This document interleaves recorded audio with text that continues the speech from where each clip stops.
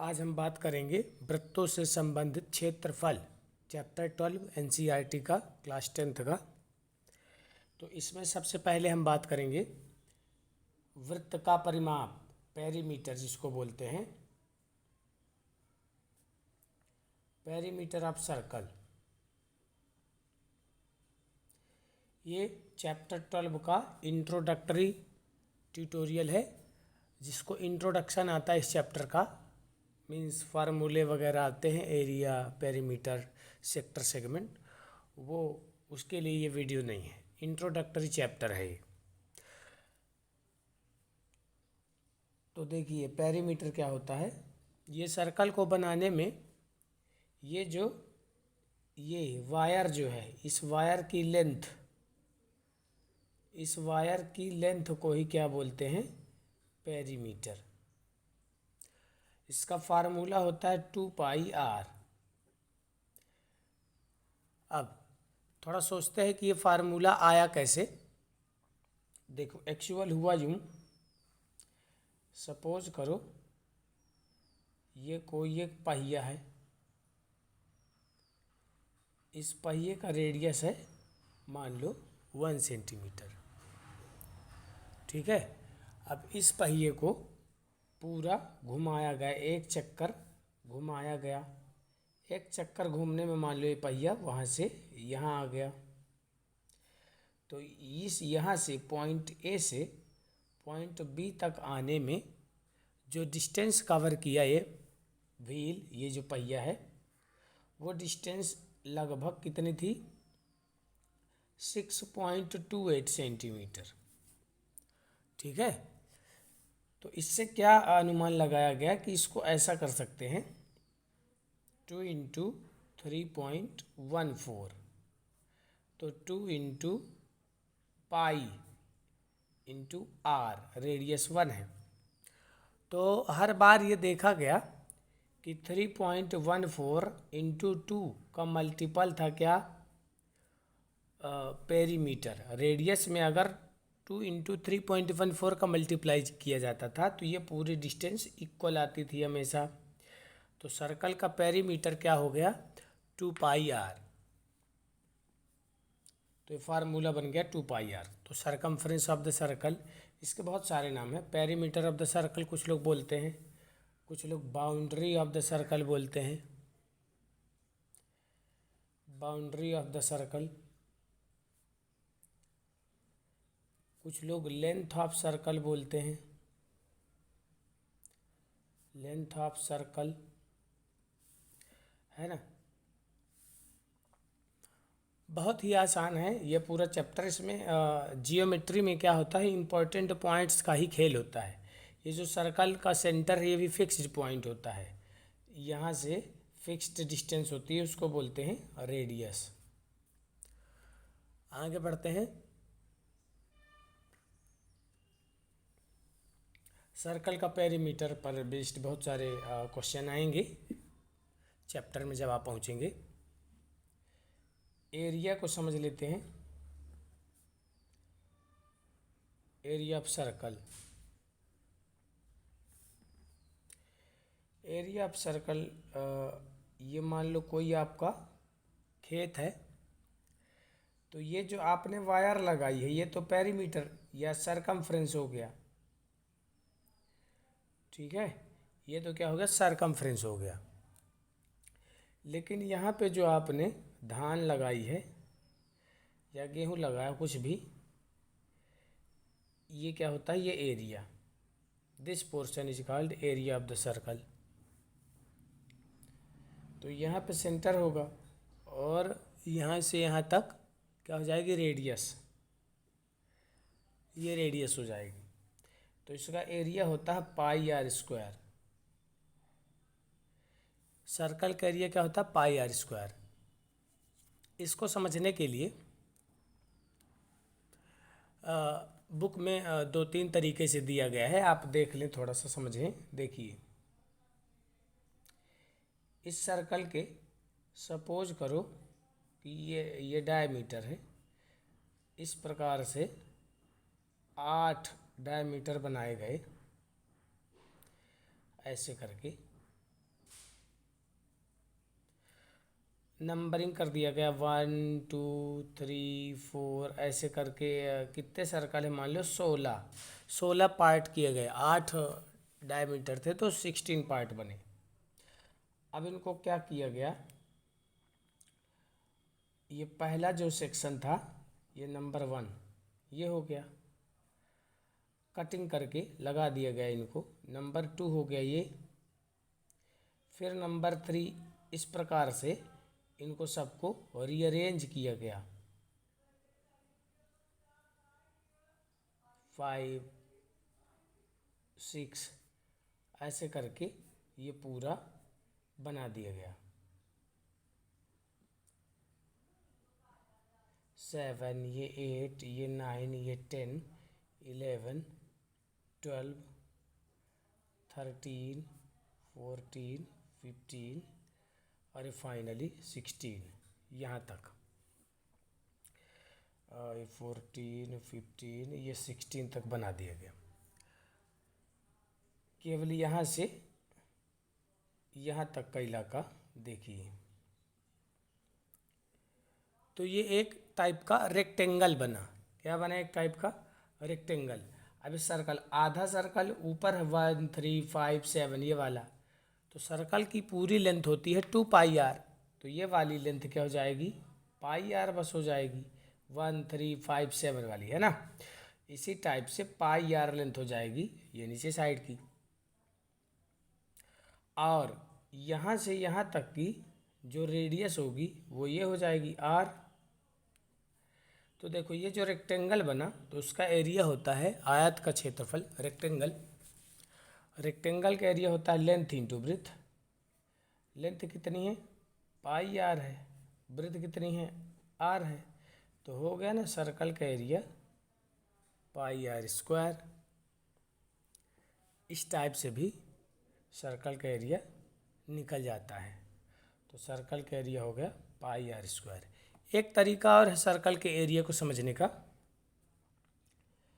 समझ लो ये सर्कल है और इसमें इसी टाइप के बहुत सारे कॉन्सेंट्रिक सर्कल्स हैं, जिनका सेंटर सेम होता है उनको कॉन्सेंट्रिक सर्कल बोलते हैं। तो इस प्रकार से ये सर्कल को कट करके ये यहाँ से कट कर लिया, तो ये पहला वाला सर्कल हो गया, फिर उससे छोटा वाला सर्कल, फिर उससे छोटा वाला सर्कल, ऐसे करके रख लिया गया सभी सर्कल को। तो ये देखा गया कि क्या बना, ये राइट एंगल ट्रायंगल बना, राइट एंगल ट्रायंगल। और यहाँ से यहाँ तक की जो रेडियस थी, सबसे बड़ी वाली रेडियस वो r थी। और ये जो सर्कल को कट करके लगाया है तो वो ये सर्कल है, तो ये जो पूरी लंबाई थी 2πr होती है, तो ये भी कितनी होगी 2πr, है ना। तो अब राइट एंगल ट्रायंगल समकोण त्रिभुज का क्षेत्रफल जो होता है वो होता है 1/2 आधार गुणे ऊंचाई, बेस इंटू हाइट। तो बेस इसका हो गया 2πr, हाइट हो गई r। तो इस प्रकार से भी सर्कल का एरिया क्या होता है πr²। तो डिफरेंट टाइप से सर्कल का एरिया आप फाइंड कर सकते हैं। अब आते हैं थोड़ा आगे।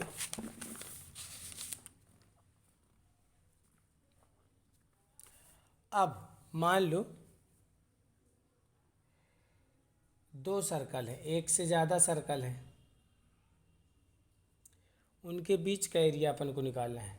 ये पोर्शन की बात कर रहे हैं, इसको बोलते हैं रिंग। क्या बोलते हैं इसको, रिंग, इसको रिंग बोलते हैं। रिंग क्यों बोलते हैं वो समझ लीजिए। अंगूठी आपकी इस तरीके से होती है ना।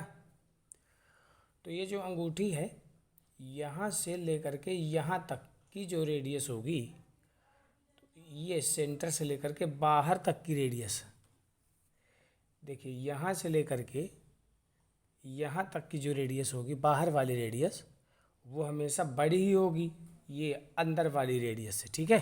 तो अब इसको अगर जूम कर दिया जाए, फैला दिया जाए, तो ये इस टाइप से दिखेगा।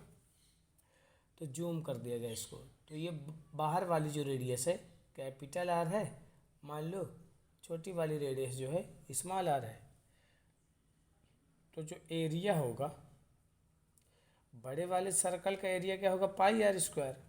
छोटे वाले सर्कल का एरिया होगा pi small are square.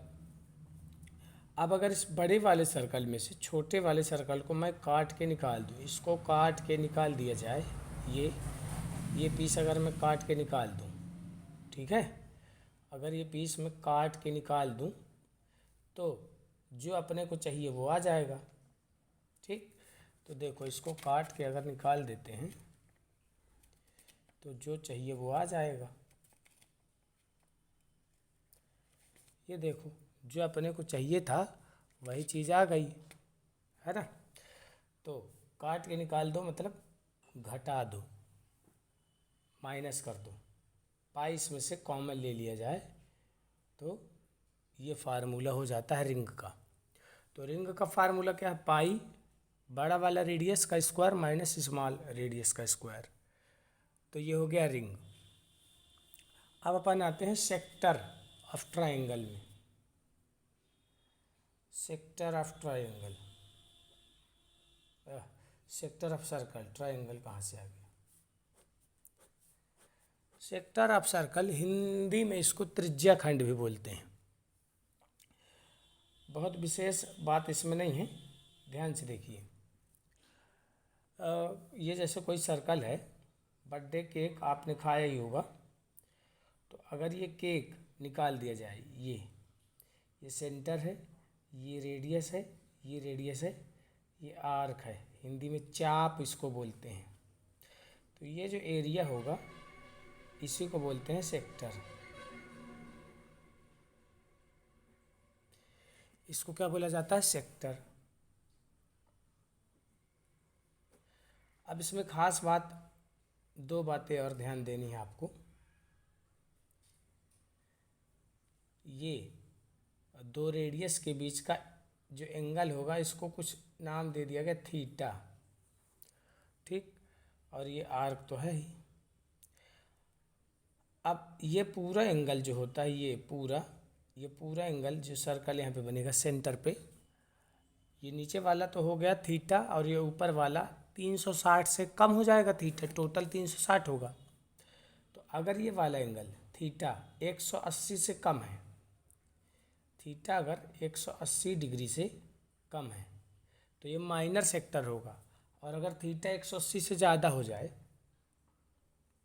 180 degree से ज़्यादा हो जाए, जैसे कुछ इस प्रकार का, ये तो ये जो सेक्टर होगा ये मेजर सेक्टर हो जाएगा, ठीक है। ये जो सेक्टर है क्या हो जाएगा, मेजर सेक्टर। लेकिन अगर थीटा 180 डिग्री का ही हो जाए, कुछ इस प्रकार से, तो ये जो सर्कल का जो पार्ट बना है ये ना तो माइनर सेक्टर रहेगा ना तो मेजर सेक्टर। इसका नाम हो जाएगा, नया नाम सेमी सर्कल हो जाएगा। ये क्या हो जाएगा, ये सेमी सर्कल। तो अब देखते हैं इसका फार्मूला क्या होता है।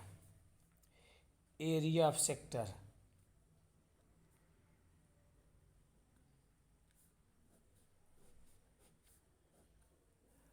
जो एरिया ऑफ सेक्टर होता है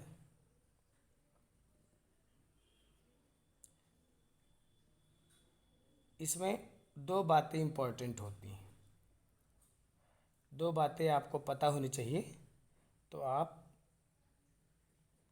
सर्कल के अंदर का जो भी एरिया पूछ रहा होगा आप पता लगा लेंगे। क्या क्या दो बातें, पहली बात तो एंगल, दोनों रेडियस के बीच का। जब एक से ज़्यादा रेडियस हो जाती हैं तो उनको रेडियाई बोल देते हैं, ठीक है। Angle between the radii, theta पता होना चाहिए ये, और रेडियस पता होनी चाहिए।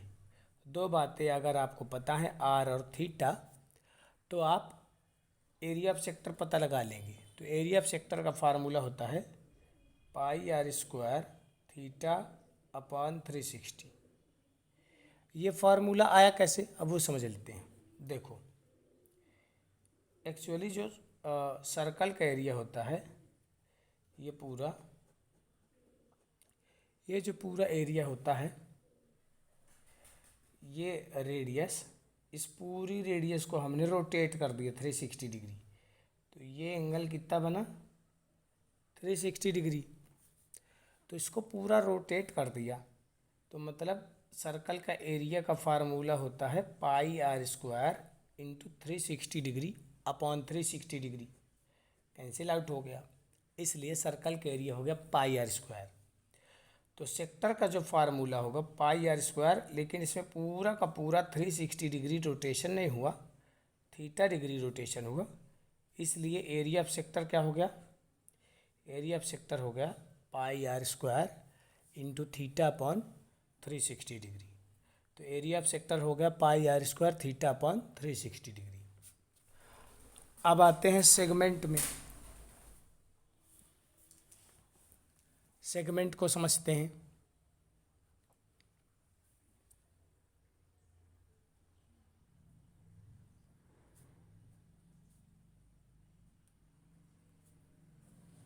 सेगमेंट ऑफ सर्कल, हाँ, सेगमेंट ऑफ सर्कल जो है,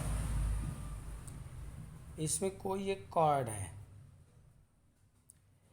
कॉर्ड मतलब सर्कल के कोई भी दो पॉइंट, सर्कल में बहुत सारे दो पॉइंट होते हैं, बहुत सारे पॉइंट्स होते हैं, तो उनमें से आपको दो पॉइंट को मिलाना है।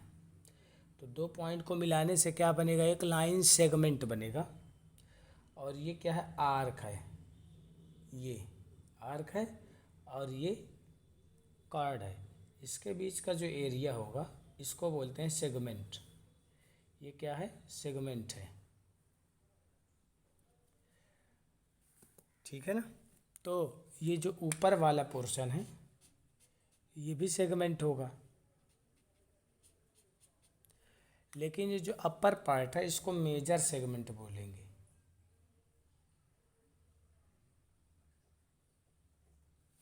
मेजर सेगमेंट क्यों, क्योंकि ये जो आर्क है, आर्क, ये जो आर्क है सेमी सर्कल से बड़ा है। तो अब इसका एरिया कैसे निकालते हैं, देखो सेगमेंट का एरिया कैसे निकालते हैं वो समझते हैं।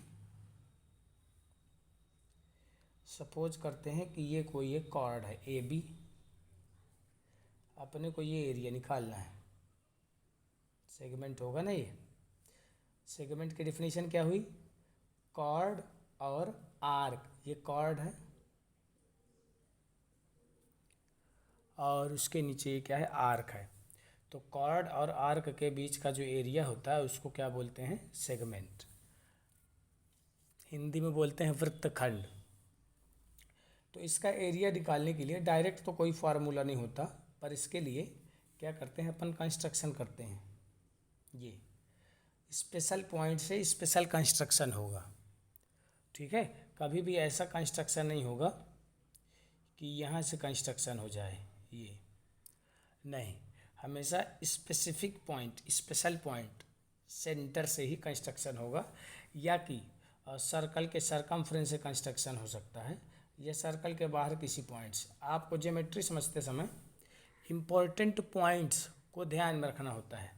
सर्कल पर इम्पोर्टेंट पॉइंट तो ये सेंटर है, और इम्पोर्टेंट पॉइंट ये सर्कल का सरकमफ्रेंस है।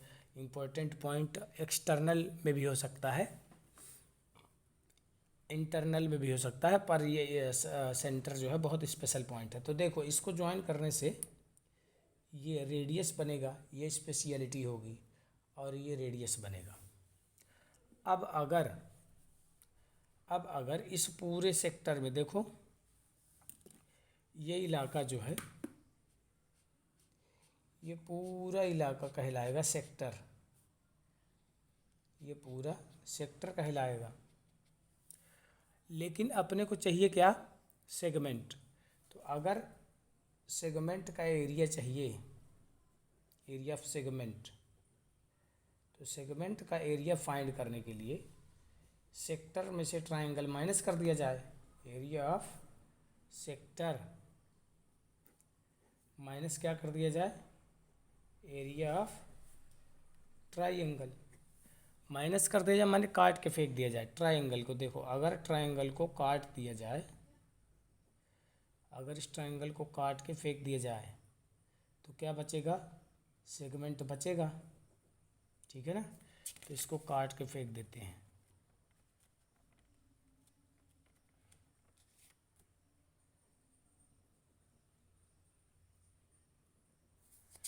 तो बचेगा क्या, सेगमेंट।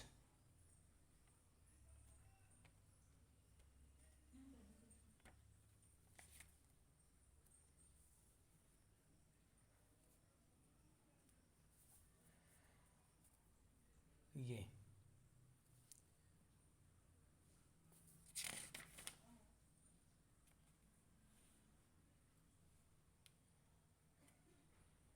तो this is how you can find out the area of segment. तो सेगमेंट का एरिया कैसे फाइंड करते हैं, सेक्टर में से ट्राइंगल को माइनस कर देते हैं। अब हाँ, इसमें स्पेशल केस ये आपको ध्यान देना है, इसमें इस जो ट्राइंगल बनेंगे, 3 टाइप के ट्राइंगल बनेंगे स्पेशली। एक तो यहाँ पे जो थीटा होगा वो डिसाइड करेगा कि which type of triangle will be in the triangle in this circle. देखो ये जो ट्राइंगल बनेगा वो तो आइसोसेलेस ही बनेगा हमेशा, क्योंकि दोनों रेडियस इक्वल हैं। तो 3 ट्राइंगल बनते हैं इसमें।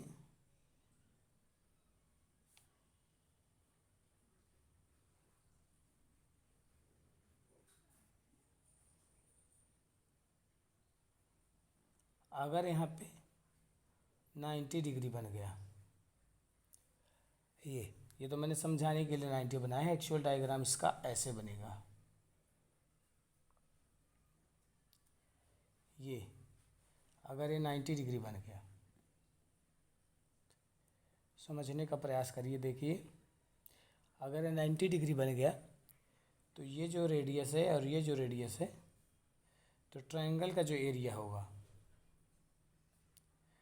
ट्रायंगल का एरिया जो होगा 1/2 बेस इंटू हाइट हो जाएगा। ठीक, अगर मान लो यहाँ पे ये तो 90 डिग्री के लिए हो गया, इसमें पड़ेगी ना ज़रूरत एरिया ऑफ ट्रायंगल की। तो ट्रायंगल का एरिया कैसे फाइंड करोगे वो बता रहे हैं। अगर मान लो यहाँ पे 60 डिग्री बन गया, ये 60 डिग्री, तो ये रेडियस है, ये रेडियस है। अब आपने 9th क्लास में एक थ्योरम पढ़ी होगी, अगर साइड इक्वल हैं तो उनके अपोजिट एंगल भी इक्वल होते हैं। तो ये 2 साइड इक्वल हैं, ओ ए और ओ बी, तो इसलिए जो इनके अपोजिट एंगल होगा वो भी इक्वल होगा। ट्रायंगल में टोटल 180 डिग्री का एंगल बनता है, तो 60 ये है, तो 120 बचेगा, तो 60 ये भी हो जाएगा। तो ये जब तीनों एंगल बराबर होते हैं तो वो ट्रायंगल इक्विलेटरल ट्रायंगल कहलाता है। इसलिए ये वाली साइड भी क्या हो जाएगी, आर। तो ट्रायंगल का जो एरिया होगा, इक्विलेटरल ट्रायंगल का फार्मूला लग जाएगा, √3/4 इंटू साइड स्क्वायर। साइड क्या है, रेडियस। ठीक है, तो ये तो 2 स्पेशल केस हो गए 90 और 60 पे। लेकिन अगर यहाँ पे 90 और 60 डिग्री के अलावा कोई भी एंगल बनेगा तो एरिया ऑफ सेगमेंट कैसे निकालेंगे वो समझ लेते हैं। सेगमेंट का एरिया,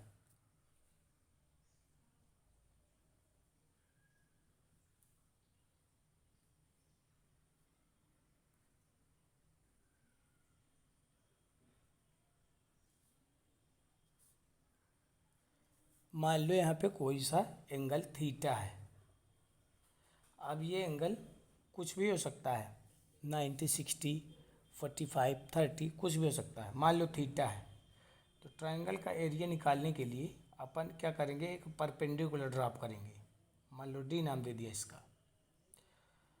तो ये जो एंगल होगा थीटा/2 हो जाएगा RHS कांग्रुएंसी रूल से। देखो ये आर इधर है, ये इधर आर है, इक्वल होगा।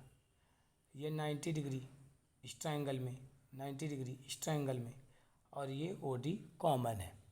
तो आर एच एस से दोनों ट्रायंगल क्या होंगे, कॉन्ग्रुएंट होंगे, इसलिए जितना पोर्शन ये होगा उतना पोर्शन ये हो जाएगा। ठीक है, तो अपन ट्रायंगल का एरिया निकाल रहे हैं ना, तो ट्रायंगल को अलग से बना लेते हैं यहाँ पे समझने के लिए।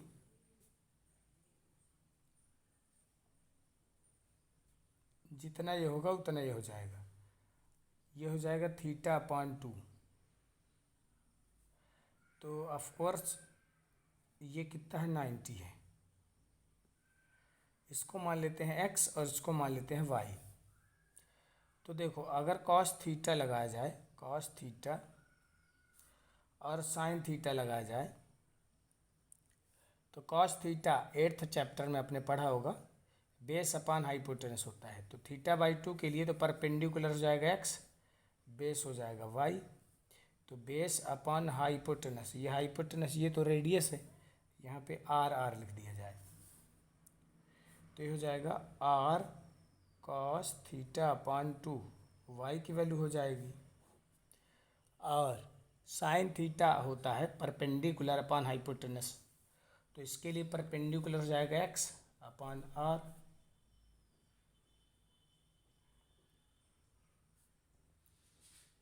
r sin θ/2 हो जाएगी x की वैल्यू। अब ये जो ट्रायंगल है OAOD, तो एरिया AOD का जो मिलेगा वो होता है 1/2 बेस इंटू हाइट।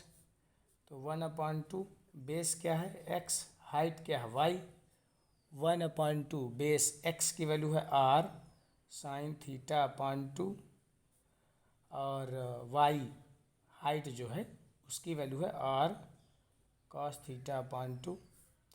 तो ये हो जाएगा r into r sine θ/2 cos θ/2।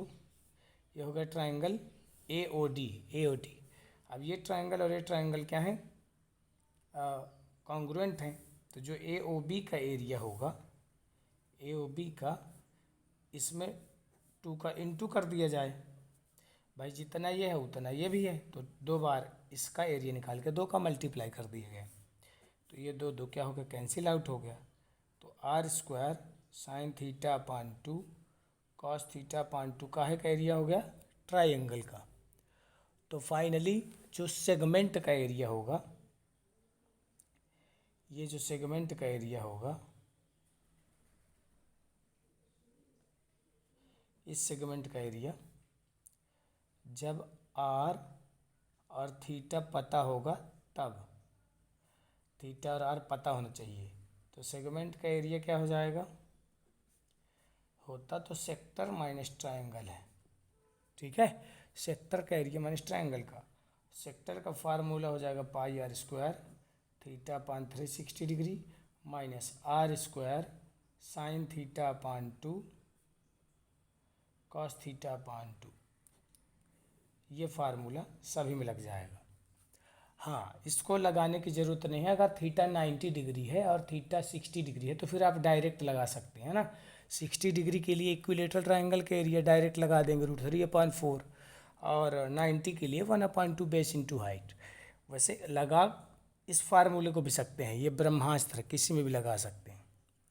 तो इस लेक्चर में इतना ही, आगे का थोड़ा बहुत जो इंट्रोडक्टरी लेक्चर बचा हुआ है वो अगले पार्ट में आएगा।